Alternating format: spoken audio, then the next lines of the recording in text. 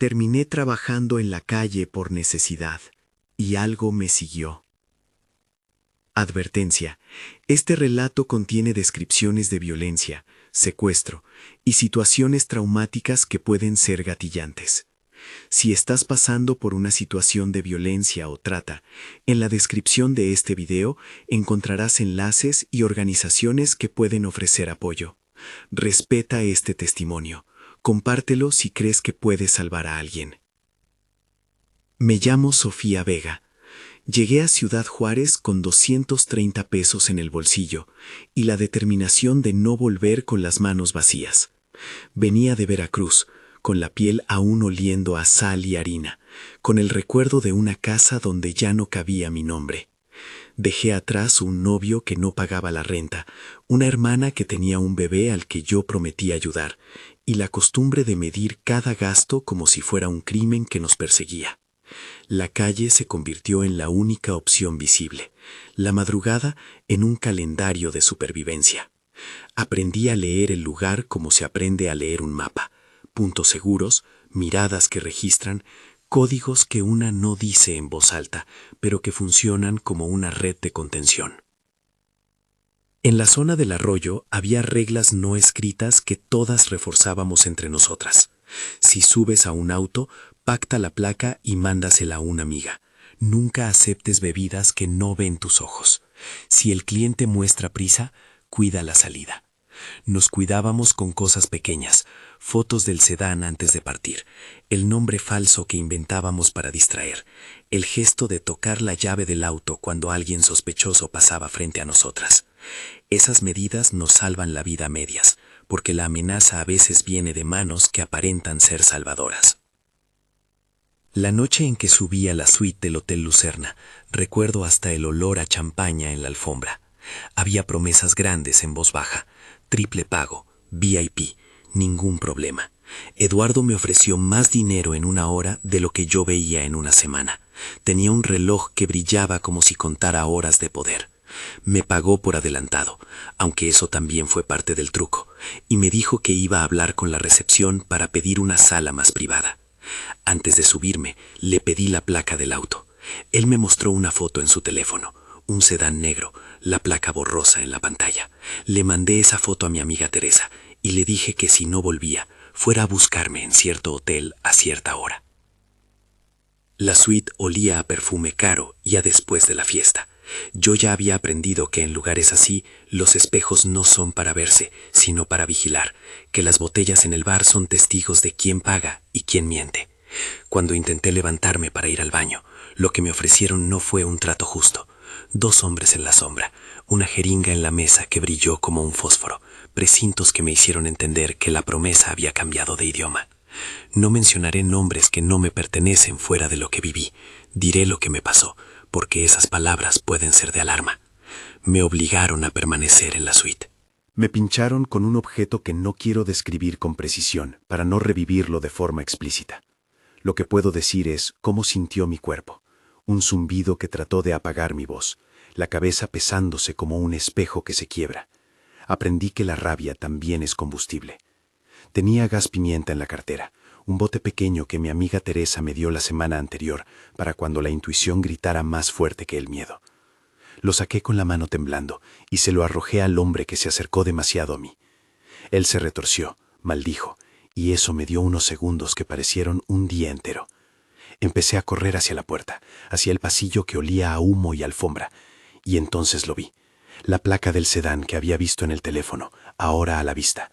La misma camioneta negra estacionada en la salida de servicio. La placa ya no me ofrecía protección, me ofrecía una sentencia. En la estampida, Eduardo se interpuso. Hubo un forcejeo corto y brutal, sin belleza, sin justicia cinematográfica. La puerta se cerró detrás de mí.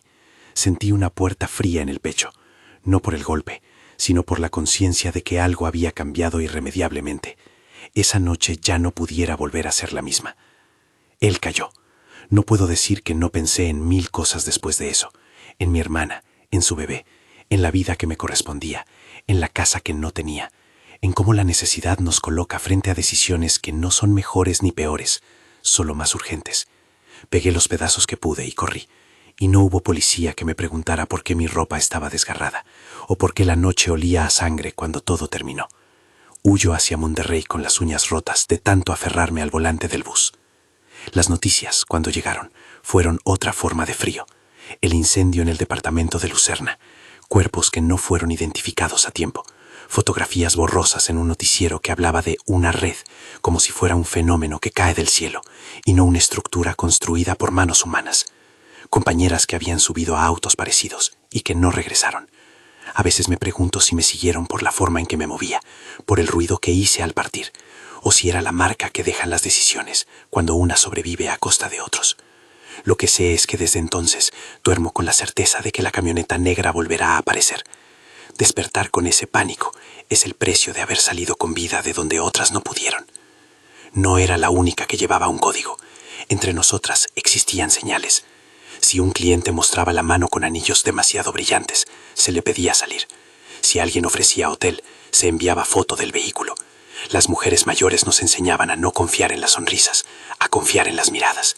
Aún así, la corrupción te aprieta desde adentro. Una recepción que calla, un policía que mira la placa y sigue su camino, un nombre que entra en una libreta y no sale. La complicidad no siempre habla, a veces solo mira. Recuerdo la última vez que vi a Carmen antes de que desapareciera. Le había dejado un sobre con dinero para que comprara pañales para su hija. Carmen tenía una risa que era un remedio para las tardes húmedas. Aquella noche me contó que un hombre con traje le había prometido trabajo serio en un salón de fiestas, que le pagarían en dólares. Ella me mandó la foto de la placa desde el auto. La foto estaba temblorosa. Le dije que no subiera, que me esperara, que mejor buscáramos juntas. No la escuché. Al día siguiente, una nota anónima llegó a su casa con una fotografía tomada desde lejos, su cara dormida, y una palabra: desaparecida. Su familia recibió una llamada con la voz de un desconocido que les exigía silencio. No hubo investigación con la diligencia que merecía. Hubo voces que dijeron: ella eligió ese camino. Ese eligió duele como un cuchillo, porque borra la pobreza, el abandono, la necesidad que empuja. En Monterrey aprendí a desaparecer con más oficio. Cambia de barrio, de peinado, de horario.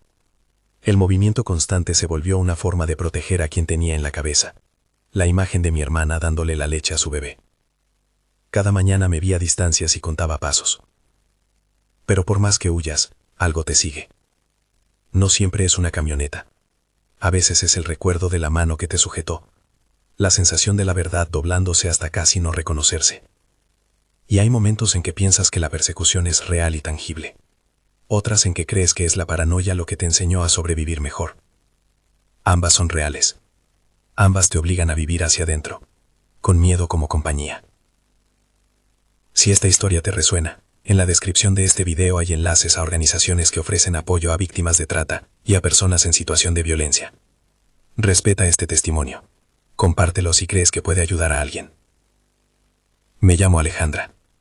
La calle me respondió cuando todo lo demás me dio la espalda. Tenía una hija pequeña, y la promesa de que con trabajo podría abrirle un camino distinto. No era lujo lo que buscaba. Era que la niña tuviera comida en la mesita y zapatos sin agujeros en invierno. Me dijeron que me llevarían a un evento en Campestre Juárez, que era una reunión tranquila, que muchos pagaban bien, que no sería nada fuera de lo común. Subí al Mercedes con la sensación de entrar a un lugar donde podría darme un respiro. Me pedían una foto familiar como seguridad, y yo la mandé, con mi hija en brazos, porque pensé que eso les daría confianza. Fue un acto inocente que pronto entendí como prueba en mi contra. La casa a la que me llevaron no tenía timbres sociales. Había hombres en el jardín con botas que no conocían la fatiga, miradas que no correspondían a seres humanos sino a vigilantes. En la sala, cuadros que no pertenecían a la ciudad, y un silencio que olía a acuerdos. Uno de ellos, que dijo llamarse Ernesto, aunque en los murmullos me enteré de que lo llamaban Tiburón, tenía una manera de mirar que no dejaba lugar a dudas. Yo era mercancía para ellos, o un paso en un proceso que no era mío. Me ofrecieron bebidas que me pesaron en las manos y en la respiración. Cuando intenté ir al baño, el pasillo se cerró como una lengua que devora. No puedo contar cada minuto sin que la memoria se torne en una herida que no cicatriza.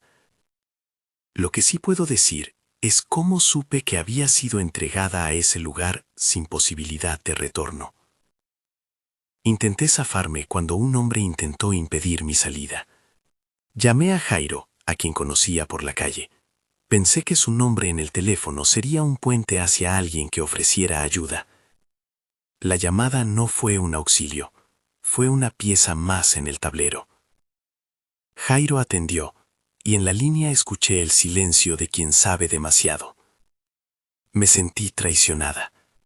Si hay una fragilidad que te rompe más que la violencia en sí, es la traición. Me sacaron de la casa como si fuera un objeto. Me subieron a una camioneta con vidrios oscuros, y ahí, mientras la ciudad se desdibujaba, supe que había sido vendida a una red que no conocía piedad. En el traslado, Francisco Mendoza me interrogó como si yo fuera una prueba y no una persona. Me preguntaba nombres que no tenía por qué saber. Me exigía memorias que no poseía. Las manos me dolían de tanto sujetarme la cara para que no se notara lo que me hacían. Me dijeron que mi familia podía recibir una nota, que si algún tiempo pasaba, un mensaje aparecería con instrucciones. El miedo no solo te paraliza, te reduce a números, a la categoría de lo que el mercado considera útil. La vida de mi hija se volvió moneda de cambio en esa sala, donde un hombre con traje firmaba papeles de forma indiferente. No quiero que mis palabras se malinterpreten como búsqueda de culpas personales sin matiz. Hay estructuras que sostienen estas redes, y dentro de ellas hay personas que actúan con una frialdad calculada. Algunos de los nombres que escuché luego fueron repetidos en otras conversaciones. Tiburón, Mendoza, Jairo. No estoy aquí para fabricar teorías. Estoy aquí para decir lo que vi y lo que sentí. También existe la niebla de la impunidad, llamadas que no se devuelven, patrullas que llegan tarde, informes que se quedan a medias. Aprendí que el silencio institucional es una forma de violencia y que muchas veces la prensa habla de cifras sin devolver nombres. En la casa donde me tuvieron, había cámaras que no descansaban. Me filmaron y me mostraron las imágenes como quien enseña un trofeo. Me dijeron que mis rostros quedarían en archivos, en un catálogo que comprarían quienes necesiten mujeres como nosotras. Me prometieron que si cooperaba, podría ver a mi hija más a menudo, que mi colaboración tendría beneficios. Las promesas tenían la textura de las cadenas. Parecían redimirse al principio, pero cada pago era una huella nueva. Intenté engañar a alguno de ellos con pequeñas verdades, con medias historias que fueran una cuerda floja hasta la libertad, pero la máquina estaba bien aceitada. Cada acción mía era calculada por alguien que observaba desde lejos. Llegado a un punto, lograron tomarme fotos con un fondo neutro. No era una sesión, era una ficha. En la madrugada me pasaron a manos de otra camioneta. Vi la placa del sedán que tanto temía, un número que no voy a repetir, porque mi voz no debe normalizar lo que no tiene que repetirse. Me llevaron a un lugar donde me interrogaron y me ataron a rutinas de humillación que no relataré en detalle. Puedo decir, sin caer en lo gráfico, que mi dignidad fue minada en pequeños golpes. A mi familia les llegó una nota con una petición de dinero. Era una carta fría que convertía la angustia en cuotas. Después, las llamadas dejaron de llegar. Un sobre anónimo apareció en la puerta de mi madre. Una foto de una fosa y una fecha. La verdad, cuando te la arrojan de esa forma, se parece más a una amenaza que a una noticia. En el momento en que me veo obligada a contar esto, sé que hay sombras que aún me siguen. Algunas vienen en forma de hombres con uniformes, otras con trajes, otras con teléfonos que llaman, pidiendo silencio. Intenté escapar una vez cuando nos dejaron salir a un patio para fumar. Corrí hacia la calle como quien busca un milagro y no una salida planificada. Sentí la libertad como una cuchillada breve, intensa y corta. En la carrera vi una camioneta negra que me bloqueó la esquina. Su conductor no bajó la ventanilla. Me alcanzaron. Me devolvieron a la casa con más vigilancia, con la certeza de que alguien había hablado antes de que yo alcanzara la puerta. Esa tarde aprendí que el mundo donde me movía tenía más ojos que yo piernas. Mientras me retenían, supe que había nombres y que algunos eran protegidos por alguien que vestía un uniforme. No lo digo sin cuidado, lo digo como lo oí entonces, como lo sigo sosteniendo en mi memoria. La traición no siempre viene de un desconocido. Muchas veces se disfraza de funcionario, de hombre que promete seguridad y luego regresa con las manos vacías. Cuando logras escapar, la desesperación no te suelta, te sigue en forma de notas, de miradas a tu espalda, de la certeza de que la red no solo te atrapó una vez, sino que te marcó. Esa es la herida que me persigue, no la violencia en sí, sino el seguimiento. Me preguntaba si podía vivir en un lugar donde mi nombre se recordaba como una ficha más, si podía levantarme cada día sin mirar la ciudad como si fuera la frontera de un territorio que no me pertenecía. Por eso, decidí no quedarme. Preparé una maleta pequeña con lo esencial, una muda de ropa, papeles, fotos de mi hija escondidas en la suela del zapato. Salí una madrugada en la que la niebla parecía lavar los rostros de las calles. Sentí que algo se aferraba a mi espalda. No era solo la memoria, era la certeza de que en alguna parte alguien guardaba mi número, mi foto, el registro de mis pasos. En el autobús que me llevó a otra ciudad, escuché por un hombre que miraba su teléfono un nombre que no esperaba, Tiburón, en un mensaje con fotos. Me di cuenta de que huir no era desaparecer, sino cambiar de escenario. El mundo donde vivíamos estaba lleno de circuitos, hoteles, salones, casas con cámaras, salas médicas clandestinas.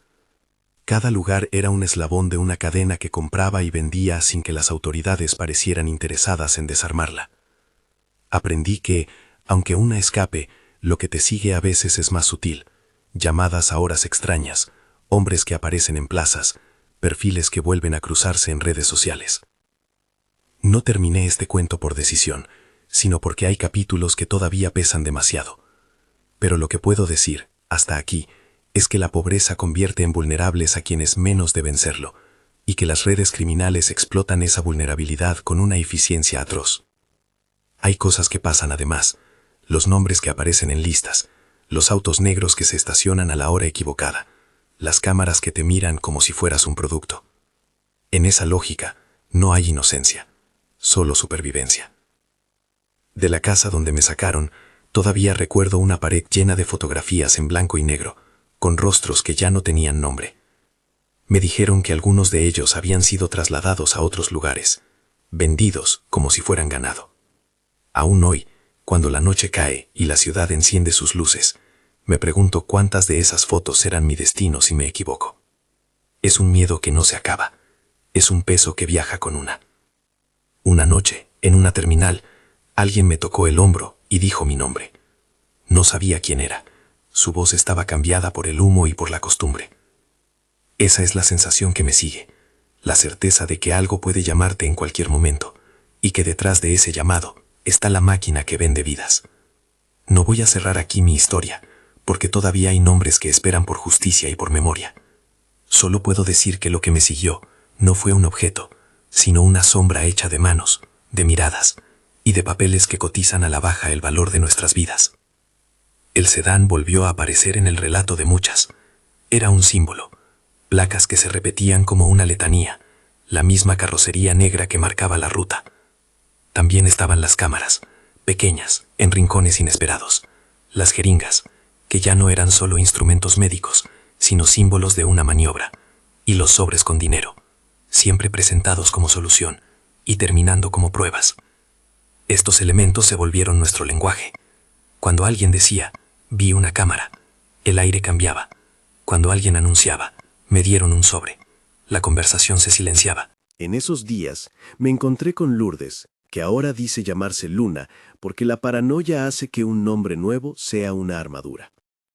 Ella me contó de un fotógrafo llamado Javier que la invitó a una sesión y luego intentó llevársela con promesas de portfolio internacional. Me habló de una persecución que terminó en un choque, de una patrulla que pasó sin mirar y de cómo ella tuvo que desaparecer otra vez con sus hijos hacia otro estado. Su historia resonó conmigo como la mía. El mismo patrón, las mismas manos que mueven la ciudad en una red que no perdona. Cuando pienso en todas estas voces juntas, no puedo evitar ver un mapa con rutas que convergen. autos negros, hoteles, casas de médicos, bolsas con documentos. Es un mapa que a veces algunos quieren borrar poniendo cifras frías en los telediarios. Pero detrás de cada cifra hay nombres. Y detrás de cada nombre, una persona que trató de seguir viviendo. La noche en que me alejé de Juárez por segunda vez, no sabía si lo que dejaba atrás era la posibilidad de volver a ser libre o simplemente una pausa en una persecución continua. La camioneta negra apareció en una esquina cuando el camión en el que iba se detuvo. La vi de reojo y sentí la mano de la historia agarrándome por la nuca. Me quedé inmóvil, conteniendo la respiración como si pudiera hacer que el mundo olvidara mi presencia. El vehículo siguió su marcha como si no hubiera pasado nada, pero la sensación quedó. Algo me seguía, y no era solo la memoria, era una red que no duerme. Antes de que el relato siguiera con otras voces, Mariana, Claudia y las que faltan, está este silencio tenso que me obliga a recordar y a no callar. Porque si algo aprendimos, es que el silencio es cómplice. Y ahora que he contado lo mío y lo de otras, el peso de la historia exige ser escuchado. Hay cosas que aún no he contado aquí, lugares donde nos llevaron, nombres que se repiten, señales que muchas de nosotras aprendimos a dar para sobrevivir. Hay otros testimonios que esperan ser oídos. Lo que sigue no es una conclusión, sino una continuidad de las zonas oscuras que estas redes iluminan con su propia luz. Mariana dice mi nombre, como si fuera una promesa rota.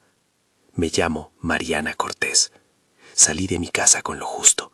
Una sudadera para tapar los moretones, fotografías de mis hijos que guardé en un sobre bajo la almohada, y la certeza de que quedarme significaba otra noche de golpes.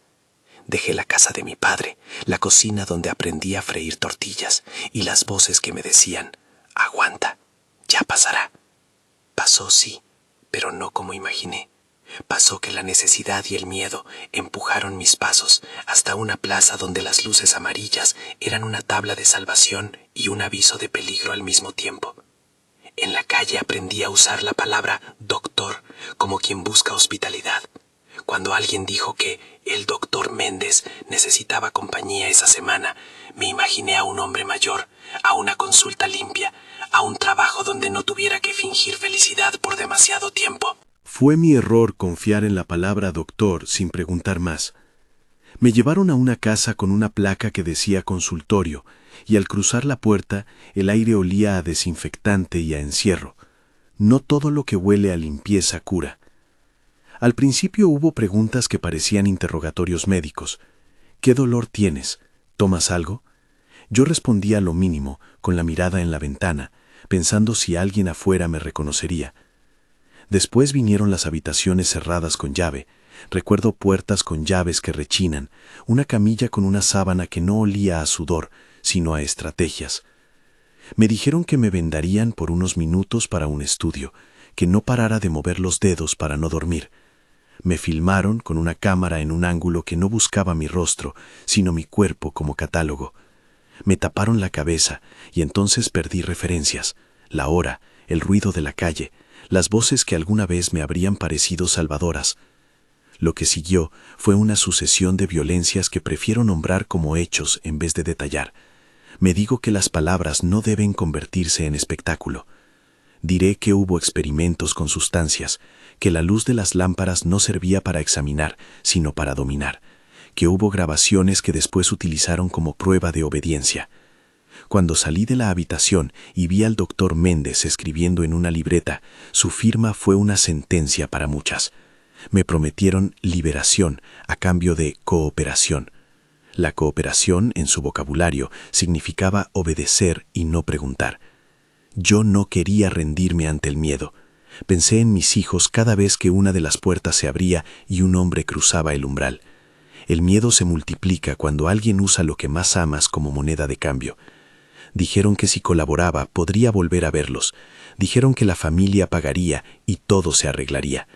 La primera vez que acepté fue por ingenuidad, la segunda por imposición, la tercera por desesperación, hasta que me di cuenta de que cada arreglo era una deuda sin fin. Hay un punto en las historias de muchas de nosotras donde la violencia deja de ser solo algo que nos pasa y se vuelve una política que organiza la vida. Horarios para entrar, listas con nombres, una jerarquía que determina quién camina con libertad y quién nunca vuelve a hacerlo. Yo me negué a ser una ficha más en esa lista. El día que decidí que no me sacarían viva sin pelear, hice algo que no pretendo justificar, solo explicar. Planeé un escape que no fue perfecto, pero sí suficiente. Tomé una pequeña navaja que había ocultado en mi ropa interior.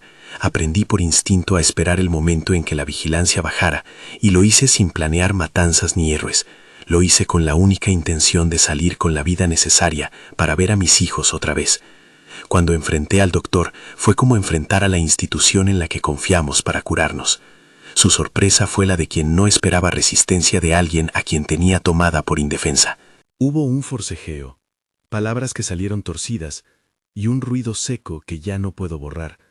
Su caída, su cuerpo en el suelo, el golpe que fue el cierre de un capítulo. Después, en medio del caos y la respiración enloquecida, uno de los hombres que cuidaba la casa sacó un arma y me apuntó. No voy a decir que esa escena me convirtió en héroe. Diré que en ese instante la frontera entre la supervivencia y la barbarie se volvió tan fina que no pude distinguirla. Sucedió lo que pasó. El doctor quedó sin vida, y yo, con las manos manchadas de lo que sería luego la noticia que algunas dirían tragedia y otros justicia. No busco que esto se lea como una lección de moral. Mi decisión fue la de una madre que no encontró otra salida. Luego llegaron los rumores, las versiones que repetían una y otra vez que la mujer loca que mató al doctor era una historia sin contexto. La prensa habló de exceso, de vendetta, de justicia por mano propia, como si se pudiera aislar el acto del entramado que lo produjo. El abandono estatal, la impunidad, la apuesta criminal por sostener un negocio que se nutre de nuestras desgracias. Me escondí. Cambié de ciudad. Los periódicos publicaron la foto de la casa, las llamas de una portada que miré una noche en silencio. Suicidio fue la palabra que algunos colgaron en titulares, muerte por arma de fuego. Y yo me quedé con mi versión, con mis hijos, con el temor de que aquello que hice se volviera una razón más para que me buscaran. No puedo decir que todo eso me liberó. Me liberó un poco, en el sentido de que dejé atrás a quienes me tenían como pieza. Me encadenó en otro sentido, en el de la persecución que vino después. La noticia del doctor circuló por los circuitos que importan. Problema resuelto, dijeron algunos. Pero las manos que manejan el negocio no se conforman con resolver un nombre, buscan restablecer su control. Empezaron las llamadas anónimas, los mensajes con fotos de mis hijos en la escuela, fotos que yo jamás había visto, y las advertencias de que si no me entregaba, pagarían por mi silencio con lo que más amo. Fue entonces cuando comprendí que escapar no era un acto que borrara lo que había sucedido. Era el inicio de otro tipo de cautiverio, el del miedo que nunca duerme. En otro lugar, en otra ciudad, conocí a Claudia. Ella trabajaba en salones de hoteles de lujo y su voz sonaba siempre contenida, como quien temió levantar algo que pudiera romperse. Me contó de una reservación en el St. Regis que parecía un milagro, trajes, invitados con corbata, una promesa de figurar. Al principio creí que se trataba de un evento social común. Había un hombre con acento y una sonrisa que todo lo prometía. Fotografías, contactos, proyecciones al extranjero. Claudia aceptó. Muchas de nosotras aceptábamos porque la imagen de la oportunidad a veces era más atractiva que el miedo. En el hotel, la escena cambió de registro. Hubo cámaras que no eran del staff, filmaciones que no estaban autorizadas, y una persona rubia que hizo de guía. A Claudia la llevaron a un cuarto que tenía más equipo médico que mobiliario. Había cajas con etiquetas y un equipo de gente que no parecía de la ciudad. Alguna vez me dijo que en ese cuarto había una lista, como un inventario, donde nuestras vidas se medían en resultados y números. Ella intentó resistirse, pidió hablar con alguien, gritó por ayuda, pero la ayuda tuvo la forma de hombres con trajes que no buscaban a quienes la socorrieran, sino a quienes la cosificaran. Le hicieron fotografías en posiciones que no eran para un portafolio, sino para una ficha de catálogo. Le ofrecieron dinero por su silencio, y cuando ella dudó, le prometieron algo peor con la frialdad de quien piensa que todo tiene un precio. Claudia fue trasladada a un lugar que nadie, al menos nadie decente, quisiera imaginar. Habló de salas con cortinas cerradas, de instrumentos envueltos de forma meticulosa, de gente que tomaba notas con manos que no temblaban. Dijo la palabra tráfico, con la misma pausa que tiene quien intenta nombrar algo cuyo sonido le da miedo. No voy a reproducir el relato con los detalles que retorcerían la dignidad de su voz. Diré que aquello que hicieron con su cuerpo no fue para curarlo, sino para fragmentarlo y descartarlo según una lógica perversa. Cuando su familia recibió la llamada que ninguna madre quiere recibir, el mundo se volvió ceniza. Después la identificaron en una fosa. Después aparecieron fotos en medios que hablaron de un servicio inseguro, como si eso resolviera algo. Claudia quedó como una cifra más en las listas que nadie corrobora de forma urgente. Lourdes, que empezó a llamarse Luna para no ser encontrada, tenía otra historia de escape y persecución. A ella la invitó un fotógrafo que conocía en la periferia de la plaza. Le ofreció un book que abriría puertas internacionales. El tal Javier manejaba una camioneta con una placa que parecía inventada, de esas que solo reconoces si tu vida ha corrido delante de autos negros muchas noches. A Lourdes la llevó por una ruta que parecía un atajo, que se convirtió en un laberinto. Hubo un choque, un accidente que les permitió a los agresores decir que todo fue culpa de la víctima. La policía llegó, miró la escena con desdén y se marchó. De nuevo la palabra ayuda no existió en el vocabulario institucional. La patrulla que pasó parecía leer un periódico imaginario, mientras la camioneta negra que la perseguía se perdió entre las sombras. Lourdes huyó con sus hijos, cruzó fronteras de estado y se reinventó en un pueblo donde nadie la conocía. Allí, a salvo por un rato, supo que algunos de los hombres que la habían perseguido continuaban su colección en otras plazas. Tiempo después, cuando se encontraron fosas en un lugar fronterizo, las fotografías de esas listas aparecieron como evidencia en manos de periodistas que no siempre siguieron la pista hasta el final. Para Lourdes, la impunidad se convirtió en un eco. Los responsables seguían libres, recomponiendo sus circuitos, encontrando nuevas chicas y nuevas rutinas. Ella sabe que el fotógrafo Javier sigue en algún lado. Lo sabe porque vio su nombre en un comentario en una red social en donde alguien celebraba un contrato para un evento en la ciudad. La paranoia se alimenta de estas cosas, rostros que reaparecen cuando creías haberlos borrado. Entre nosotras hay normas de supervivencia que se repiten como mantras. No subas a un coche sin mandar la placa. Manda la foto. Guarda el gas pimienta en la cartera. Si alguien ofrece trabajo VIP, desconfía. Somos maestras de esos rituales porque nos salvaron la vida muchas veces. Aún así, la máquina criminal a veces es más grande que nuestros códigos. Músicos de la ciudad que recogen secretamente nombres, recepcionistas que vinculan clientes con operadores, policías que miran para otro lado. La cadena que sostiene la trata y el tráfico tiene nodos en lugares que uno no espera, no solo en la clandestinidad, también en las oficinas litúrgicamente decoradas de los negocios formales. Es en esa legitimidad aparente donde se esconde la mayor complicidad. No quiero que esto suene a lamento individual. La suma de nuestras historias forma un mapa. Escucho a muchas decir, no es un accidente, es un patrón, y entiendo bien lo que eso significa. Las mismas placas vuelven a aparecer. Las mismas cámaras registran rostros. Los mismos nombres circulan como si fueran apodos de un mercado. Y cuando alguien intenta conectar los puntos, la respuesta que suele llegar es la de la institución que prefiere cifras a personas. Investigamos, dicen algunos comunicados oficiales. La investigación tarda o no aparece, y la máquina sigue girando. En medio de este círculo, hubo un día en que la ciudad mostró a medias una herida abierta. Encontraron una nave abandonada en las afueras, una construcción que olía a humedad y a papeles viejos. La noticia llegó a las radios con una mezcla de curiosidad y hastío. Un particular había denunciado un olor extraño, y la policía, por fin, fue a ver.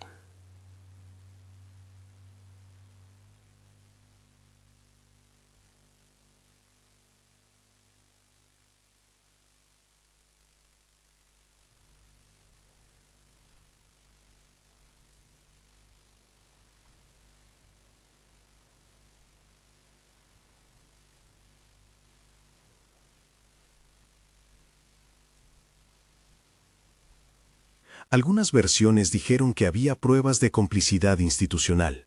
Otras minimizaron el hallazgo diciendo que se trataba de un delincuente aislado. El centro era siempre el mismo. la tensión entre la evidencia y la voluntad de investigar. Lo que ocurrió después no fue un acto de justicia contundente. Hubo detenciones preliminares, discursos en la plaza, una misa por las desaparecidas que la alcaldía televisó con un brillo que pocos percibieron como irónico. Pero la maquinaria judicial avanzó con la lentitud de quien quiere que todo se enfríe. Algunas personas capturadas quedaron libres por falta de pruebas concluyentes. Otros nombres desaparecieron de las listas por arte de oficio. Para nosotras quedó la certeza de que la complicidad no es un rumor, es una práctica que se reproduce. Y si la complicidad se blanquea con gestos, la impunidad se monta en esos gestos como en un trono. En la vida privada de las sobrevivientes, la exposición pública solo trae riesgos. Yo viví con ese miedo. Entrevistas que ofrecían premio mediático, versiones que pedían que yo cuente más para que la gente se enganchara. La ética debería ser el filtro, pero muchas veces el mercado del sensacionalismo pide más sangre para mantener la audiencia. Por eso preferimos contar lo justo, lo que pasó, cómo lo vivimos, qué rutinas aprendimos para sobrevivir. No queremos convertir nuestras historias en espectáculo. Queremos que alguien en algún lado entienda que hay un patrón que corresponde a una red. Hay datos que ayudan a comprender la magnitud del problema sin convertirlo en estadísticas frías. Las organizaciones que trabajan en la frontera y en las zonas urbanas han documentado un aumento en la captación por medios engañosos, anuncios de trabajo, promesas de empleo en el extranjero y cuentas que ofrecen contratos que no existen. Los centros de protección señalan que muchas víctimas son mujeres jóvenes, con redes de apoyo erosionadas por la pobreza, y que la violencia doméstica previa es un factor que multiplica el riesgo de ser capturadas por estas redes. La dificultad principal no solo es detener a los perpetradores, es reconstruir la vida de quienes logran escapar, darles acompañamiento psicológico y protección real. Las cifras oficiales muchas veces vienen a complementar lo que nosotras sabemos por experiencia. Hay cientos de casos que nunca llegan a las estadísticas porque quienes los sobreviven no confían en el sistema que los dejó desprotegidos. No incluyo nombres de fuentes en pantalla porque sé que el contenido de esta narrativa se publicará y la descripción estará disponible. Allí pueden encontrarse enlaces a organizaciones especializadas. Mi intención aquí es decir que no es un problema de sensibilidad individual, sino de políticas públicas que no alcanzan a cubrir la violencia que se infiltra en la vida diaria. Se necesitan protocolos de protección efectivos, seguimiento judicial riguroso y, sobre todo, la desarticulación de redes que cuentan con una logística tan compleja que no se puede combatir solo con discursos. El clímax de esta historia colectiva no estuvo en una sola acción heroica, sino en la acumulación de pequeñas resistencias. Un día, un grupo de mujeres que había perdido a amigas y hermanas organizó una vigilia frente a la nave encontrada. No pedían ajustes retóricos, pedían nombres, verdad y que alguien asumiera responsabilidades. La vigilia fue un escenario donde confluyeron testimonios. Quien hablaba decía el nombre de quien no tenía voz. Quienes no podían hablar tenían su foto en el pecho.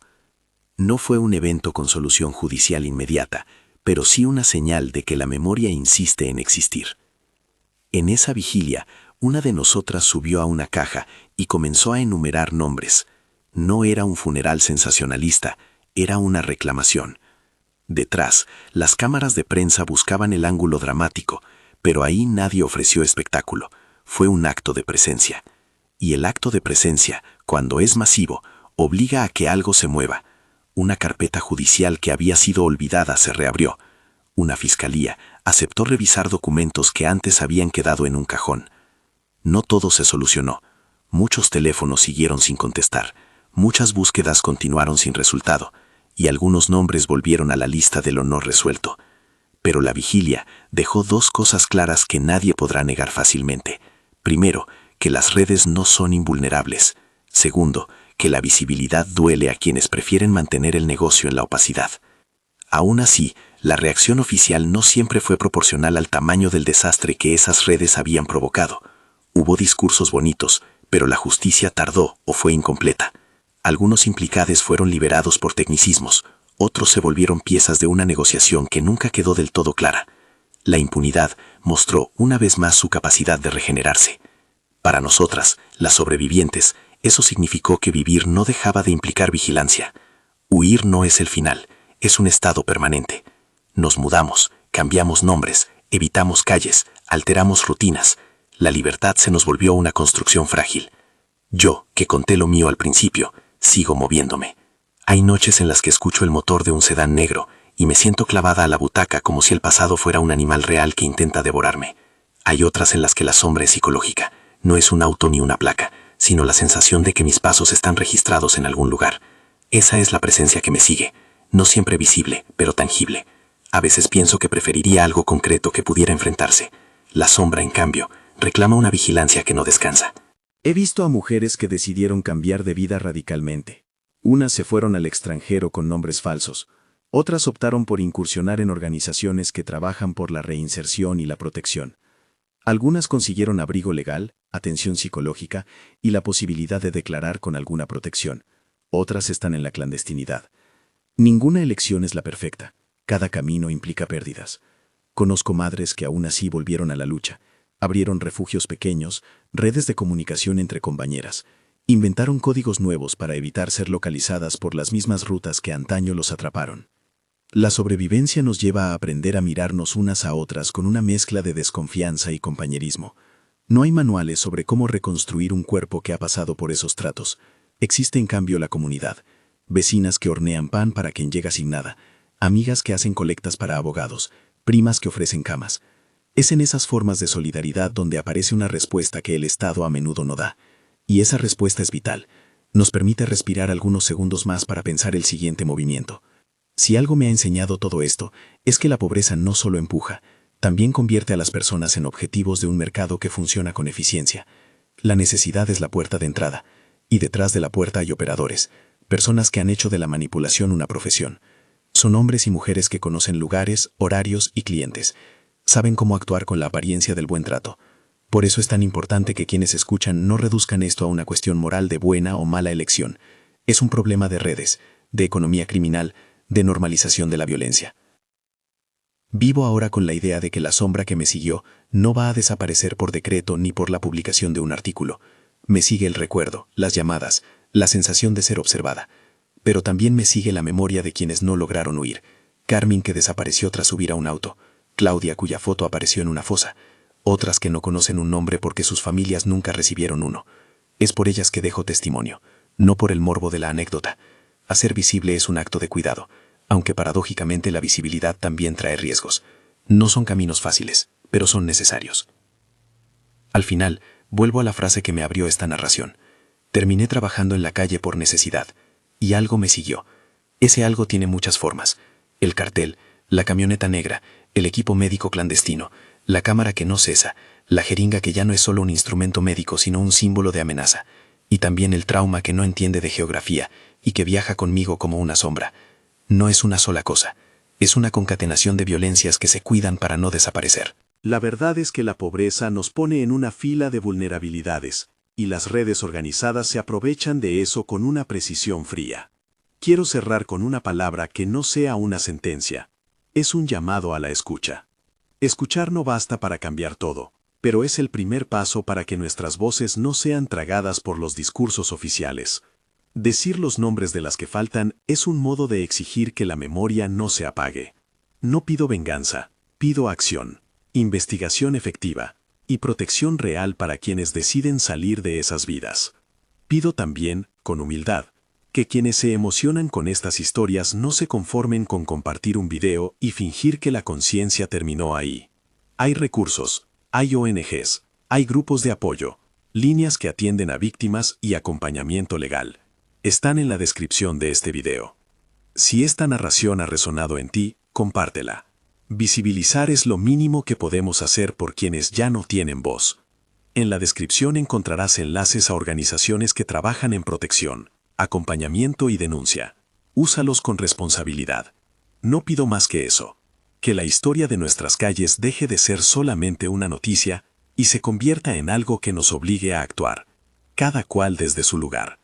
Terminé trabajando en la calle por necesidad, y algo me siguió. La certeza de que para muchas, la sobrevivencia tiene un precio que nadie debiera pagar. Si puedes, comparte. Si estás en riesgo, busca ayuda. Si conoces a alguien que necesite apoyo, revisa los recursos que dejamos en la descripción. No dejemos que el silencio siga siendo cómplice.